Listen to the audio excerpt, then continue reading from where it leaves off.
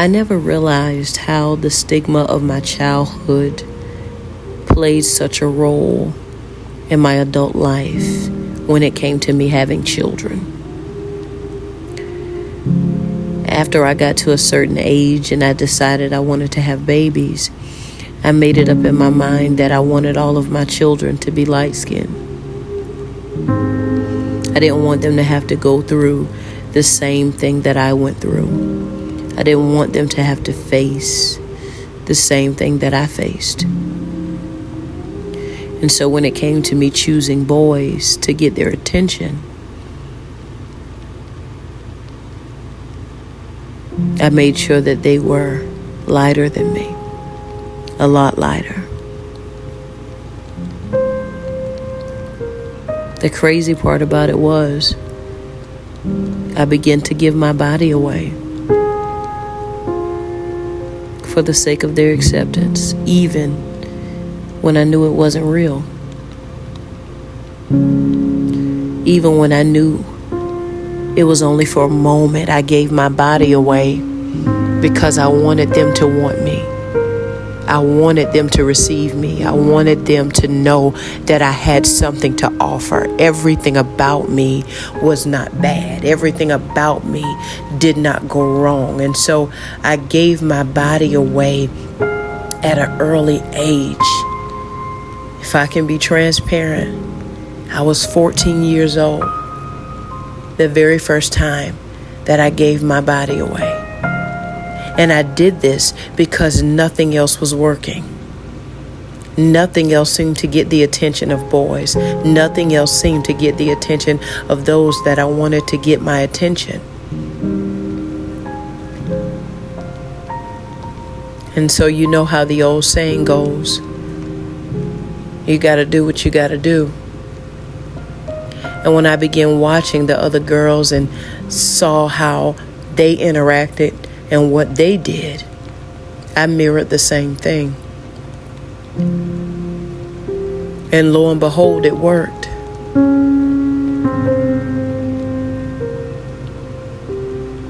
When my body began to fill out, I had a nice shape, if that's what they call it. My body began to fill out, and I had looked a lot more mature than I really was. And so I began to use that for my advantage. I started letting boys do things to me that I shouldn't have. Let them touch me. See my body parts. At the age of 14. It didn't matter if that's what I was known for. At least I was known for something other than my skin color, other than being the black, ugly girl, other than what I ultimately was. And so I began to degrade myself unbeknownst to me just for the sake of somebody liking me. Just for the sake of somebody saying they're my friend. They're saying they like me, even if it wasn't real. I began to lower myself to the desires of others to satisfy them just so that I can be received. Just so I can be wanted.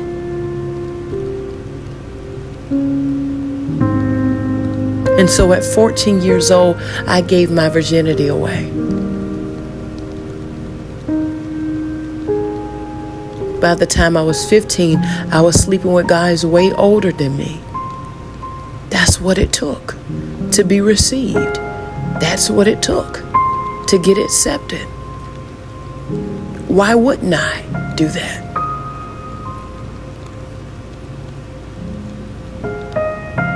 And so when I started to notice that they liked my body, that they liked the switch in my walk, that they liked the shortness of my skirts, that they liked the tightness in my pants, that's what I wore. That's what I did. And that's what I became. Some would call it a chameleon, because I literally changed to to fit every environment, every person, every situation. I would camouflage myself and make myself into what they wanted and what they would accept, even though it was degrading and belittling to me, even though I knew it wasn't wrong, even though I knew it wasn't my authentic self. I became whatever I had to become for them to like me.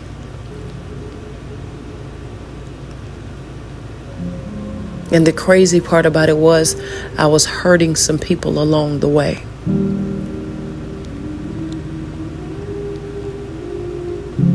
I was hurting some people along the way. I gained more enemies with trying to fit in because I began to do things that wasn't right. If I had friends and they had boyfriends, and I saw that the boyfriends may have given their eye to me or wanted to flirt with me, I flirt back. You know how the saying goes. Hurt people, hurt people. It wasn't intentional. But I didn't know what else to do.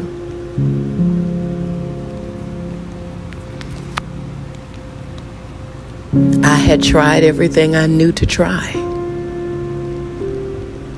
I had been everything I knew to be. And nothing seemed to be working for me.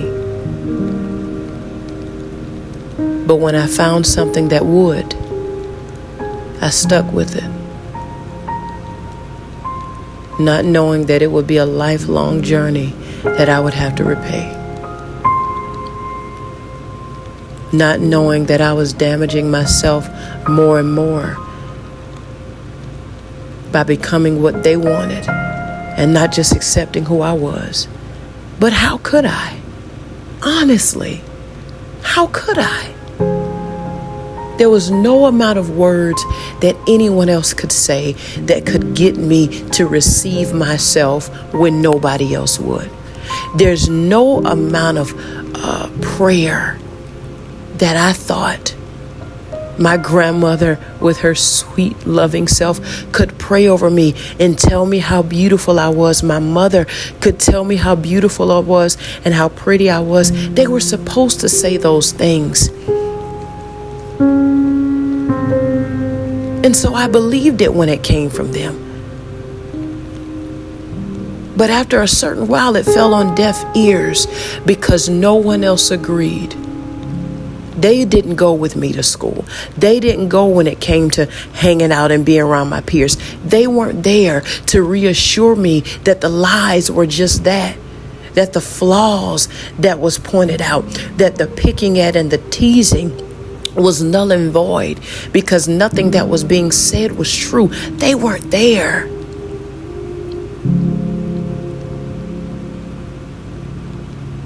And so because they weren't there, and the voice of truth wasn't there, I began to take myself out of it as well.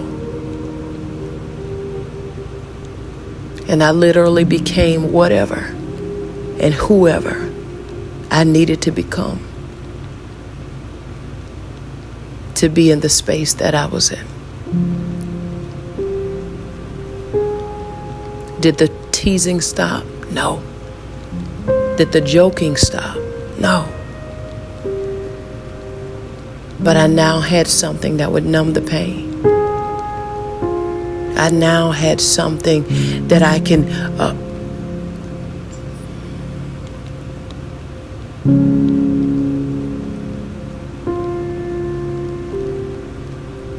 I now had something that I could lean on. I now had something that I could use.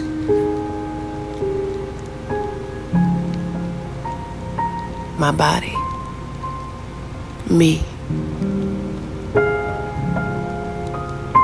And the boys loved it. They would do what they wanted to do with me. I would let them.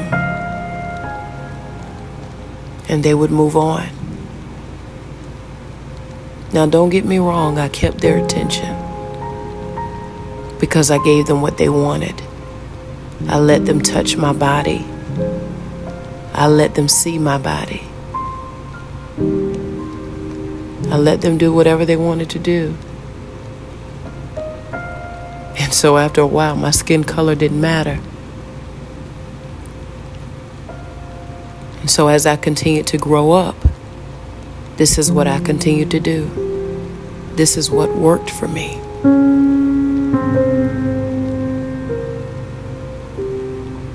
I didn't realize that by the time I had reached adult age, I had gotten so caught up when it came to giving my body away and giving myself away that I had reached a point to where I didn't care what happened to me and what was done to me, as long as I wasn't rejected. I began to smoke marijuana, drink wine, drink beer, smoke cigarettes.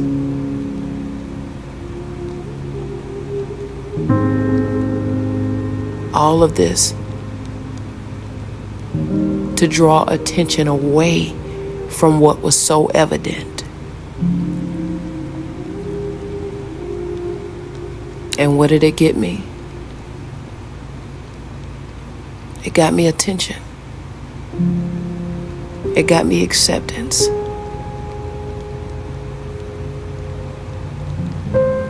Was it real? No. Did I know it? Yes. But I didn't care. I didn't care that it was only temporary. I didn't care that it wasn't real. I didn't care. Because when I was left alone with me, no one else was. No one else was there. No one had to deal with the secret thoughts. No one had to hear the secret cries. No one was there when I secretly prayed to God, asking Him to turn me a different color so that I can be accepted for who I was. No one was there when I cried all night long. No one was there. And so I got to a point where I was tired of crying. I didn't want to cry anymore. I found something that worked for me, and I chose to use it.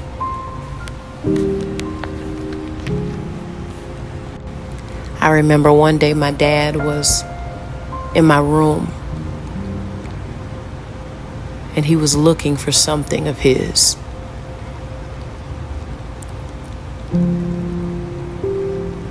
And he came across a lifestyle condom on the top of my dresser.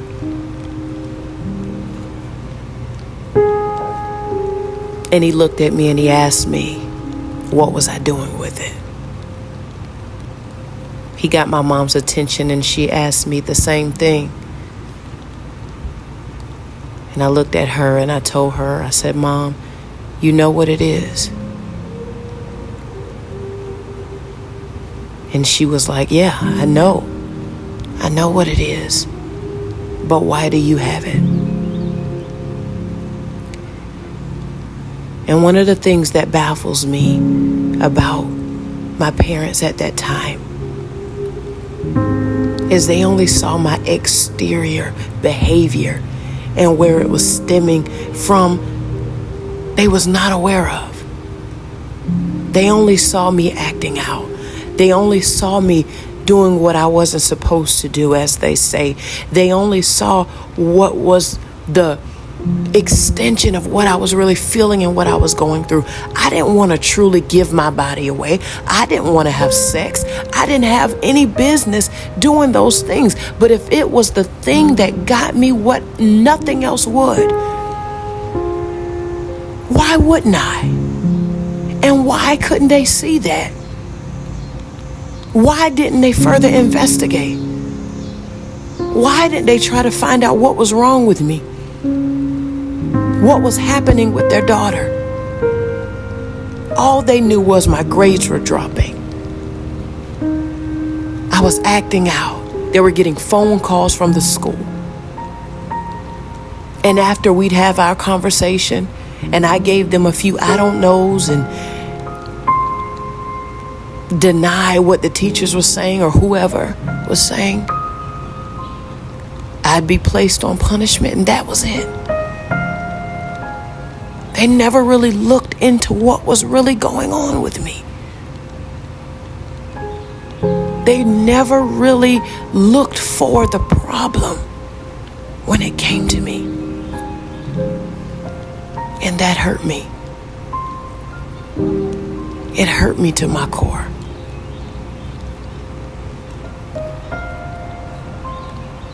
Because while they were looking at one thing,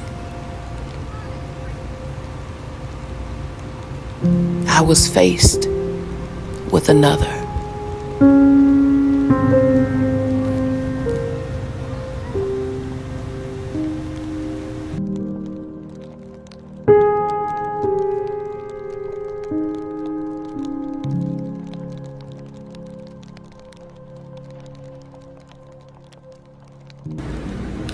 Wow.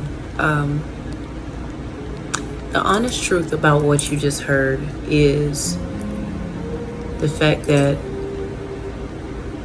those things followed me into my adulthood. They followed me all through my early 20s, late 20s, and even the thoughts of it has followed me into my 30s. I'm just now coming to terms with not having to give my body away to be accepted. I remember talking to my mom once and actually telling her that I was considering giving my body away. And I remember she fussed at me so much. She laid hands on me and it wasn't a spanking. And I guess because all she saw was the fact that I was so young and I had no business even thinking about that. But when that's all I could use to get the attention of those I wanted, that's what I wanted to do, and that's what I was going to do, regardless of what she had to say or anyone else. And it did. It hurt me a lot to see that I would only get the punishments and the repercussions of my actions, but they didn't do any further investigation of why. How did we get here? What's going on with you? We'd have the conversation. I'd deny everything they said. Like I said, I'd get put on punishment because it's like they knew something was going on. Of course they knew. I wasn't being my normal self. But I don't believe they ever really got to the root of what was going on with me and what my problem was. And so I believe that there is still some resentment on the inside of me because I feel like my parents should have known. I feel like the ones who raised me and the ones who I was with all the time should have seen something going on with me. Do I blame them? No, I don't blame them at all. I take full responsibility for my actions and what I chose to do in light of what I had faced in front of me. But there is still a hole in my heart for why couldn't they see? And why was it only a spanking or punishment or restrictions when things of this nature came up? I remember once my mom asked me, after she found a letter from a young guy who I was seeing. And she read the letter and she, of course, the first thing we do as parents is, we blow up. We have a whole attack. We try to figure out why, what are you doing with this? What's going on? And I was telling her, You know, that's just the guy I'm seeing. It's just a letter I wrote to him. You know, I was upset with him, you know. And all she saw was what was written in the letter. She didn't go any further. She didn't pay closer attention to me. She didn't monitor me. I mean, she kept me in the house, but we all know that that doesn't stop anything, you know. But it didn't resolve the problem. And I'm not saying the problem was with her not knowing. I'm saying that there's something in me that still believes that she should have known. And even into my adult life now, when I think back on how I used my body to get the gratification, the acceptance, and everything that I wanted, I truly, truly, truly am just coming to terms with that I didn't have to do that. As hard as it was for me to accept that, hey, if they don't accept me, they just don't accept me. But when you're a child and when you're young and when you've literally tried all you can to get the attention of people that you want to be around, that you want to be their friends, and they've clearly shown you that that's not something they want, you'll do anything. I'm telling you, you'll do anything. I've done any and everything. You name it, 9 times out of 10, I did it. And it was because I wanted to be wanted.